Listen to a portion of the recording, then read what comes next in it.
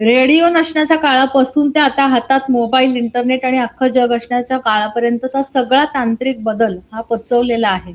आणि त्याच्यामुळे नक्की आपली मानसिक स्थिती सुद्धा खूप बदलली हे आज आपण सगळेजण जाणतो, की पूर्वीचे आपण 20 वर्षांपूर्वीचे आपण आणि आत्ताचे आपण यामध्ये आपल्यामध्ये सुद्धा झालेला बदल हा खूप मोठ्या प्रमाणावरती आहे. त्यामुळे त्याच्या आधीची पिढी आणि त्याच्यानंतरची पिढी आता आपण अशा आयुष्याच्या एका मधल्या टप्प्यावर आहोत. बऱ्यापैकी जण इथले असतील माझ्याच वयाचे 45 ते 50 आणि अबाव 50 असेही असतील, की आपण आता अशी मधली फळी आहोत, की जी मागच्यांनाही धरून ठेवते आणि पुढच्यांना गाईड करते. अशा रेषेवर आपण आता आहोत. त्याच्यामुळे हा पिढ्यांमधला बदल आपल्याला खूप मोठ्या प्रमाणावर जाणवतो आणि त्याच वेळेला जाणवतं, की ही संघर्ष जो आहे तो कमी होण्याऐवजी वाढत चाललाय.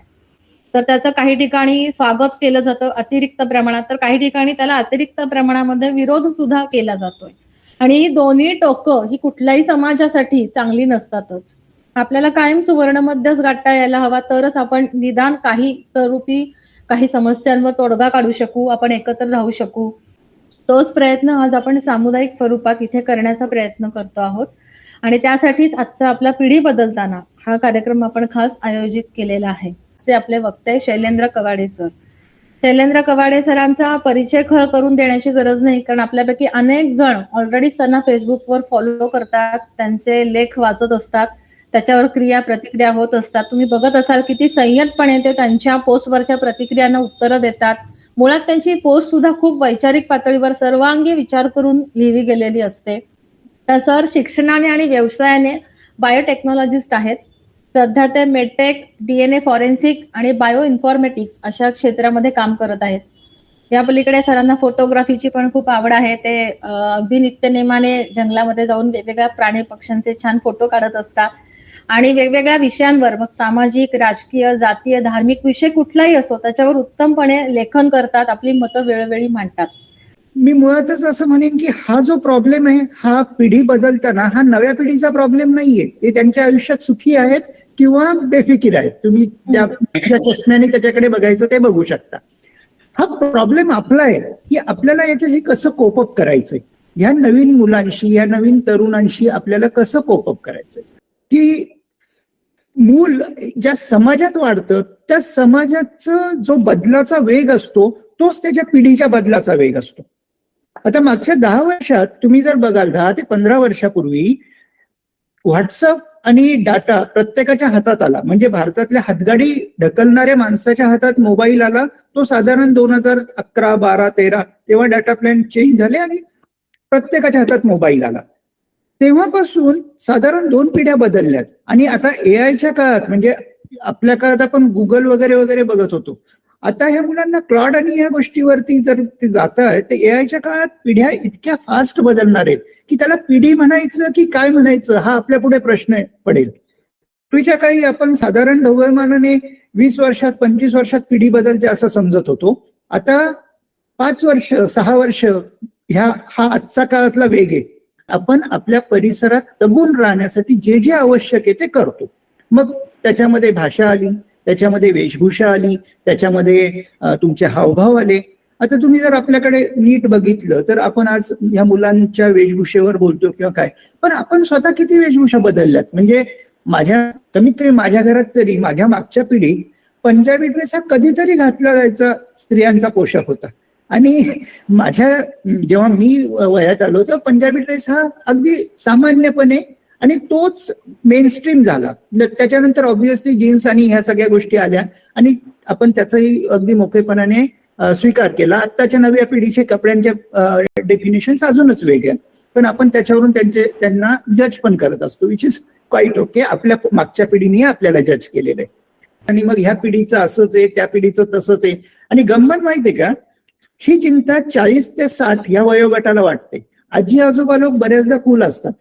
म्हणजे नातवंड जे वागतंय ते आईवडिलांना खूपच असतं, कारण त्यांच्यावर जबाबदारी असते.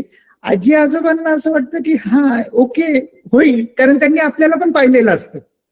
तर हे सगळं होत असताना हा सगळा जो झगडा आहे किंवा ही सगळी गंमत आहे ती आपण थोडस त्रयस्थाच्या नजरेने जर पाहिलं तर आपल्याला त्याच्यातली मजा पण कळेल आणि आपल्याला होणारा त्रास थोडासा कमी होईल. मुलांना किंवा मुलींना किंवा ह्या पिढीला पुढे जाण्याची इच्छा आहे आणि आपल्याला त्यांना एका चौकटीत सामावून ठेवायचंय. तर ती चौकट जी आहे ती सदोष आहे निर्दोष आहे काय त्याबद्दल मी काही म्हणत, पण ही नवीन मुलं जेव्हा येतात तेव्हा यांना काय वाटतं की my world is should be run by my rules. त्याच्यामुळे त्यांचं खाणं पिणं असेल, त्यांची अगदी व्यसनं असतील तर त्याच्यात त्यांना इंटरफिअरन्स नको असतो. आणि जसजसं आपण आता वेगळ्या लेव्हलला गेलोय आर्थिक दृष्ट्या तसं त्यांना त्यांच्या वेळेत सुद्धा आपला इंटरफिअरन्स किंवा समाजाचा इंटरफिअरन्स नकोय. मुळातच जगाचाच वेग इतका झालाय की त्या पिढीचाही वेग बदलणार. त्याच्यामुळे आपण त्याच्याबद्दल जरी आपण जागरूक असलो तरी आपण त्याच्याबद्दल फार घाबरू नये असं मला वाटतं.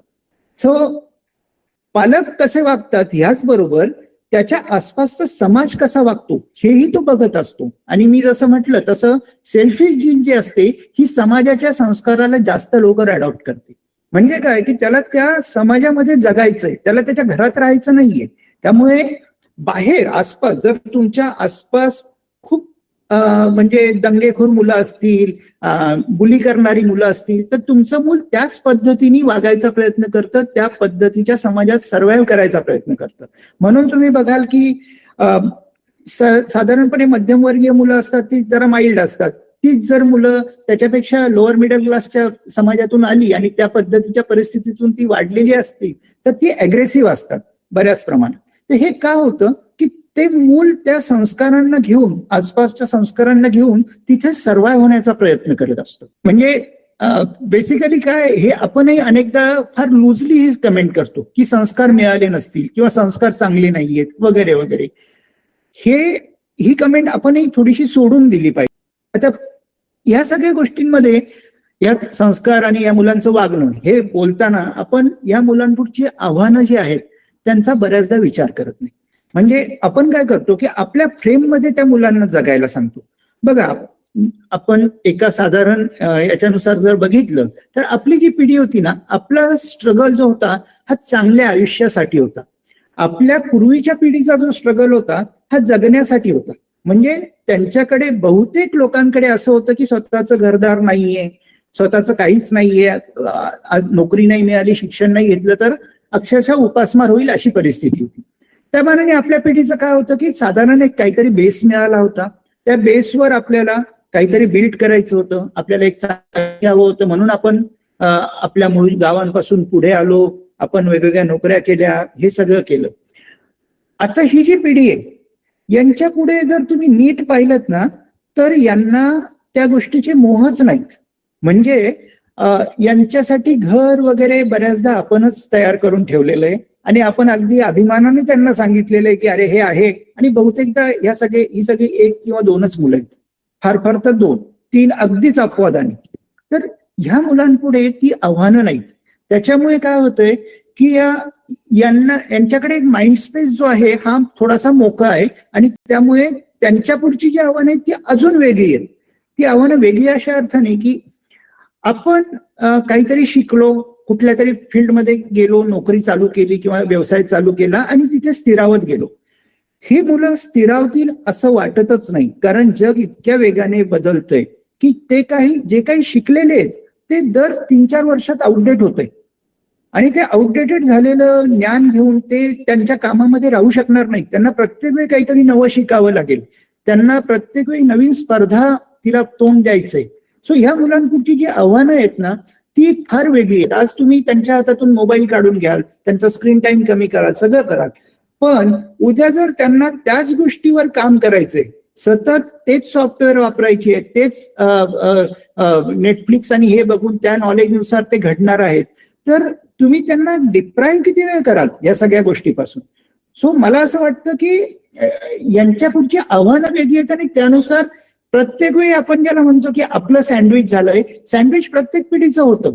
म्हणजे आज आपण असा विचार करतोय की आपल्याला आपल्या आईवडिलांची पण काळजी घ्यायची आणि ह्या मुलांची पण काळजी घ्यायची आहे. पण आपण जर आपल्या आईवडिलांकडे पाहिलं तर त्यांना त्यांच्या आजी आजोबांची, आईवडिलांची आणि आपली काळजी घ्यायची होती. सो सँडविच प्रत्येकाचं होतं आणि सँडविच होणं हा मानवी संस्कृतीचा नियम आहे. हा, आता एक गोष्ट आहे की आपण याच्यात कसं खेळायचं, कारण प्रॉब्लेम असा आहे की आपण आपल्या आई वडिलांकडे जसं लक्ष दिलं किंवा आपण त्यांना वेळ देऊ शकलो तसा वेळ ही मुलं आपल्याला देऊ शकतील का, हा एक जेन्युइन प्रश्न आहे. तुमच्या मुलांना आणि मुलींना तुम्ही जास्तीत जास्त सक्षम करणं, त्यांना जास्तीत जास्त समज देणं, म्हणजे समजूतदारपणा देणं, काय चूक काय वाईट, कुठली गोष्ट कुठपर्यंत न्यायची, कुठे ते थांबवायची याची त्यांना जाणीव करून देणं, इतकंच फक्त आपल्या हातात आहे. त्यातही पुन्हा मी म्हणतो की आपल्या हातात जे आहे ते आपण केलं याचा अर्थ ती मुलं तशी वागतीलच असं अजिबात नाही. ती शेवटी इंडिव्हिज्युअल आहेत, ती त्यांच्या मनानुसार वागणार आहेत आणि आपल्याला जे वाटतंय तसं सगळंच घडेल असं मला वाटत नाही. कुटुंबाची स्टॅबिलिटी हा सगळ्यात महत्वाचा विषय आहे आणि मुलांना